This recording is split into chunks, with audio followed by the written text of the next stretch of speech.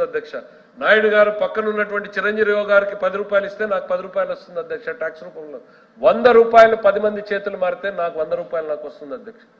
వీళ్ళు ఎకానమీని ష్రింక్ చేశారు అధ్యక్ష. కుప్పగూలేటట్టు చేసేటప్పటికి రాష్ట్ర ప్రభుత్వం దగ్గర ఆదాయం లేకుండా పోయింది అధ్యక్ష. నేరుగా అప్పులు తెచ్చే వీళ్ళు సంక్షేమం చేశారు అధ్యక్ష. అప్పులు తెచ్చే సంక్షేమం చేస్తే కొద్ది కాలం మాత్రమే చేయగలం, అది అప్పుల విషవలయంలోకి రాష్ట్ర ప్రభుత్వం చేరింది అనేటువంటిది నేను చెప్పదలుచుకున్నా అధ్యక్ష. అప్పుల్ని తీసుకొచ్చి మీరు ఎప్పుడైతే అభివృద్ధి మీద పెట్టి ఆ అభివృద్ధి ద్వారా వచ్చేటువంటి ఆదాయంతో మీరు సంక్షేమాన్ని చేస్తారో అది శాశ్వతంగా ఉంటుంది, ప్రజలకు ఉపయోగపడేలాగా ఉంటుంది అనేటువంటిది నేను ఈ సందర్భంగా గుర్తు చేస్తున్నా అధ్యక్ష. అప్పులు చేయడం కొత్త కాదని నేను మళ్ళీ చెప్తున్నా అధ్యక్ష. మా గవర్నమెంట్లోను ఈ గవర్నమెంట్లోను అప్పులు ఎట్లా పెరిగాయి, ఎంత పెరిగాయి అనేటువంటిది ఆయన ఏదో లెక్కని చెప్పి వెళ్ళిపోయారు. ఎల్ఓపి లీడర్ ఆఫ్ అపోజిషన్ పారిపోయారు అధ్యక్ష ఇక్కడి నుంచి. మా ప్రభుత్వ హయాంలో 3,75,000 కోట్ల ప్రభుత్వం మారిన రోజు అప్పు అధ్యక్ష. లయబిలిటీస్ వీళ్ళు వెళ్ళిపోయిన రోజున మేము తెచ్చింది 9,70,000 కోట్ల రూపాయలు, లక్షల కోట్లకు అప్పు పెరిగింది అధ్యక్ష. పోనీ ఈ అప్పు పెరిగింది, దీని నుంచి ఏమన్నా క్యాపిటల్ ఇన్వెస్ట్మెంట్ చేశారు. అప్పులు పెరిగింది. నేను చెప్తున్న అధ్యక్ష, అప్పులకు నేను వ్యతిరేకం కాదు. అప్పుల్ని ఏ రకంగా వినియోగిస్తున్నాం అనేది ఇంపార్టెంట్. 2014 నుంచి 19 మధ్య చంద్రబాబు నాయుడు గారు తెచ్చినటువంటి అప్పు 3,75,000 కోట్లలో కూడా 59.15 అంటే 60%, అంటే దాదాపు 2 లక్షల కోట్ల రూపాయలని క్యాపిటల్ గా పెట్టుబడి పెట్టామంటే ఇరిగేషన్ ప్రాజెక్టుల మీదనో, లేకపోతే విద్యుత్ ప్రాజెక్టుల మీదనో, రోడ్ల మీదనో, పిల్లలకు ఉపయోగపడేటువంటి స్కూల్స్ మీదనో ఇరిగేషన్ ప్రాజెక్టులు లాంటివి పెడితే ఏం లాభం అనేటువంటిది కూడా చెప్తాను. క్యాపిటల్ పెట్టుబడికి 60% పెడితే జగన్మోహన్ రెడ్డి గారి గత 5 ఏళ్లలో చేసినటువంటి అప్పుల్లో 22% క్యాపిటల్ మీద పెట్టుబడులు పెట్టారు అధ్యక్ష. ఇక్కడే కనపడుతుంది అధ్యక్ష రాష్ట్రాన్ని ఏ రకంగా వీళ్ళు నడిపారు, వీళ్ళ ఎకనామిక్ పాలసీ ఏంది అనేటువంటిది ఇక్కడే కళ్ళ ముందు కనపడుతోంది అధ్యక్ష. దీనికి ఒక్కటే ఒక ఎగ్జాంపుల్ చెప్పదలుచుకున్న అధ్యక్ష. కళ్ళ ముందు కనపడుతున్నటువంటి సజీవ సాక్ష్యం.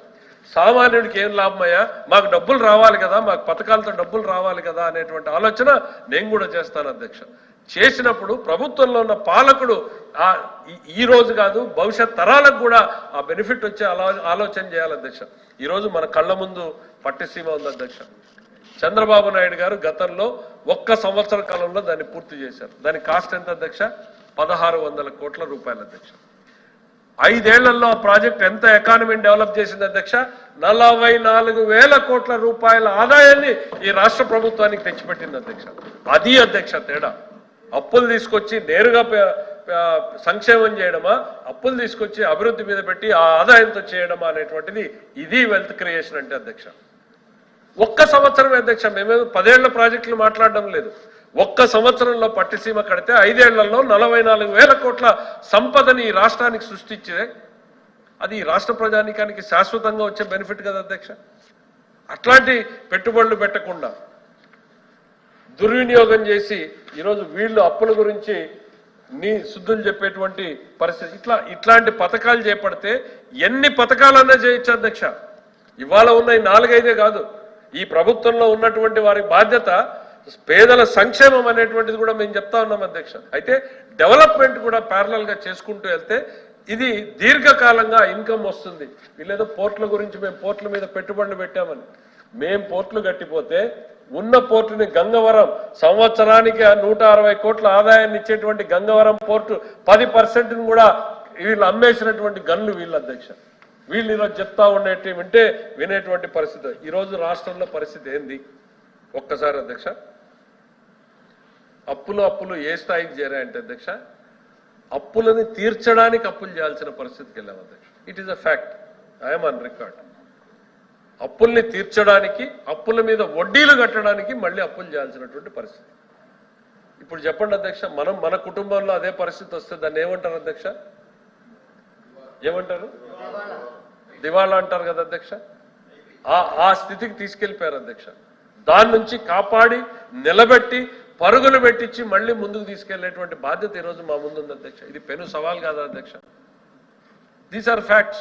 ఏమి దాచిపెట్టేవి కాదు. అప్పుల్ని తీర్చడానికి, అప్పుల మీద వడ్డీని కట్టడానికి, అసలు కట్టడానికి కూడా కాదు అధ్యక్ష, అప్పుల మీద వడ్డీని కట్టడానికి ఇవాళ అప్పులు చేయాల్సినటువంటి పరిస్థితుల్లో రాష్ట్ర ప్రభుత్వాన్ని వదిలేసిపోతే ఆదాయం లేకుండా మిగిలినటువంటి ఈ పరిస్థితుల్లో ఒకవైపు మళ్ళీ ఏదో భగవంతుడి దయనో లేక ప్రజల విజ్ఞతతో వేసినటువంటి ఓటు ఈరోజు ప్రజల్ని రాష్ట్రాన్ని కాపాడుతుంది అధ్యక్ష.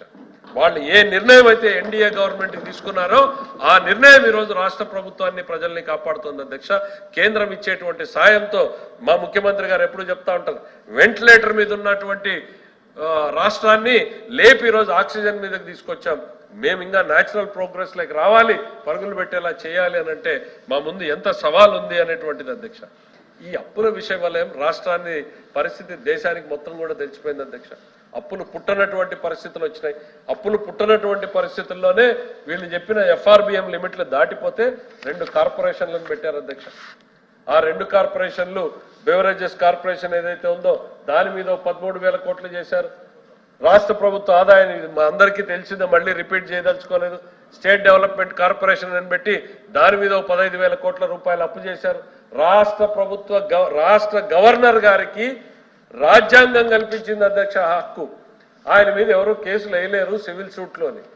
ఆ బ్యాంక్ కూడా వచ్చి ఈ రాష్ట్ర ప్రభుత్వాన్ని అడిగారు అధ్యక్ష, రాష్ట్ర గవర్నర్ గారికి ఇది ఉంటే మా డబ్బులు మేము ఎట్లా వసూలు చేసుకోవాలి అని అంటే ఆయనకి ఇచ్చినటువంటి రక్షణని కూడా వీళ్ళు జీవోతో తొలగించారు అధ్యక్ష. ఆ రోజు ప్రతిపక్షంలో నేను గవర్నర్ గారిని కలిసి ఇదిగో ఈ అగ్రిమెంట్ ఇట్లా చేశారు, రహస్యంగా దాచిపెట్టినటువంటి ప్రతులకు సంబంధించి తీసుకెళ్లి గవర్నర్ గారు కలిస్తే పిలిచి చివాట్లు పెట్టారు అధ్యక్ష, చీఫ్ సెక్రటరీని పిలిచి. తర్వాత అగ్రిమెంట్ రీడ్రాఫ్ట్ చేశారు అధ్యక్ష. ఇంత దుర్మార్గంగా అప్పులు చేసి అప్పుల పరిధిని దాటి కార్పొరేషన్లను పెట్టి చేస్తే కేంద్రం మేల్కొని మీరు చేసింది తప్పు, ఇట్లా చేసుకుంటూ వెళ్తే ఫ్యూచర్ రెవెన్యూస్ ని సెక్యూరిటైజ్ చేసేటువంటి హక్కు మీకు లేదు అని వీళ్ళు చేసిన దాని ఫలితం ఏందో సామాన్యుడికి అర్థమయ్యేలా చెప్పాలి అధ్యక్ష. మనం ఇక్కడ ఎందుకున్నాం అధ్యక్ష, కౌన్సిల్లో కానీ లేకపోతే అసెంబ్లీలో కానీ మంత్రులు ఇక్కడ ఏమడుగుతారు అధ్యక్ష, we beg to move that a sum of rupees so and so may be granted to us అని. అంటే మీరు మాకు అనుమతి ఇవ్వండి ఖర్చు పెట్టడానికి అని. అవునా కదా అధ్యక్ష? అంటే ఇది ఈ సంవత్సరానికి మాత్రమే అనుమతి తీసుకోవాలి, ఈ 5 ఏళ్ళు మంత్రులు తీసుకోవాలి అధ్యక్ష. వీళ్ళు చేసిన పని ఏంటి అధ్యక్ష, రాబోయేటువంటి 25 సంవత్సరాల ఆదాయాన్ని తాకట్టు పెట్టేశారు. అంటే ఈ సభకు దృష్టికి రాకుండా, సభ అనుమతి లేకుండా చేశారు అధ్యక్ష. ఇది ఇట్స్ ఎ ఫ్యాక్ట్ అధ్యక్ష. భారతదేశంలో ఏ రాష్ట్ర ప్రభుత్వం కూడా ఇంతటి దుస్సాహసం చేయరు అధ్యక్ష. నేను చెప్పాను అధ్యక్ష, ఇదే చైనాలో జరిగితే ఏం జరిగేది అని మళ్ళీ చెప్పదలుచుకున్నా, ఉరి తీసేవాళ్ళు అధ్యక్ష. నిజం అధ్యక్ష, ఈ రాష్ట్ర ప్రభుత్వ ఖజానా, రాష్ట్రంలో వచ్చే ప్రతి రూపాయి కూడా ఈ ఖజానాకు రావాలి, శాసనసభ శాసన మండలి అనుమతితోనే ఖర్చు పెట్టాలి అధ్యక్ష. అనుమతి లేకుండానే ఖర్చు పెడితే ఈరోజు మేము ఆ రోజు ఎక్స్ప్లెయిన్ చేయకపోయినుంటే ఉన్న 1,00,000 కోట్ల రూపాయల్ని నెక్స్ట్ 25 ఏళ్లకు చేస్తే తర్వాత జరిగే శాసనసభ్యులు శాసన మండలి సభ్యులు ఏం చేయాలి అధ్యక్ష, దేనికి ఆమోద ముద్ర వేయాలి అధ్యక్ష, వాళ్ళకు కాని ఆదాయాల మీద వాళ్ళు మాట్లాడుకుని పోవాలి అధ్యక్ష. గత ప్రభుత్వం అదే చేసింది అధ్యక్ష, వాళ్ళకు కాని దాని మీద వీళ్ళు క్లియర్ చేసి పోయినటువంటి పరిస్థితి వచ్చింది అధ్యక్ష. ఇవన్నీ కేంద్రం తెలుసుకుని తప్పని చేసి భారతదేశం మొత్తం కూడా ఇది ఎక్కడ పాకుతుందని సరి చేశారు అధ్యక్ష. ఇట్లాంటివి దాదాపు 40 కార్పొరేషన్లని అప్పుల బాట పట్టించారు అధ్యక్ష. ఇంకా ఒక ఇన్నోవేటివ్ అధ్యక్ష, మా మిత్రులకు తెలియాలి, ఎందుకనంటే ఏపీ స్టేట్ ఫైనాన్షియల్ సర్వీసెస్ అని ఒకటి పెట్టారు. వాళ్ళు ప్రతిపక్షం ఉండుంటే చాలా బాగుండేది అధ్యక్ష, వినుండే వాళ్ళ లీలలు తెలుసుకుని ఉండేవాళ్ళు అధ్యక్ష. ఈ కార్పొరేషన్ ఏంది అధ్యక్ష, రాష్ట్రంలో ఎవరెవరి దగ్గర డబ్బులు ఉన్నాయో ఏ సంస్థల దగ్గర మీరు అందరూ తెచ్చి నా దగ్గర పెట్టుబడి పెట్టండి, మార్కెట్ కన్నా బెటర్ రేట్ ఇస్తాను నేను ఉంది అధ్యక్ష. ఇది గవర్నమెంట్. వీళ్ళు ఏం చేశారు అధ్యక్ష, పోయారు మ్యారిటైమ్ బోర్డులో 1,200 కోట్లు తెచ్చారు. స్త్రీ నిధి అని ఆడవాళ్ల కోసం రాష్ట్ర ప్రభుత్వం కేటాయించింది, వాళ్ళు బ్యాంకులో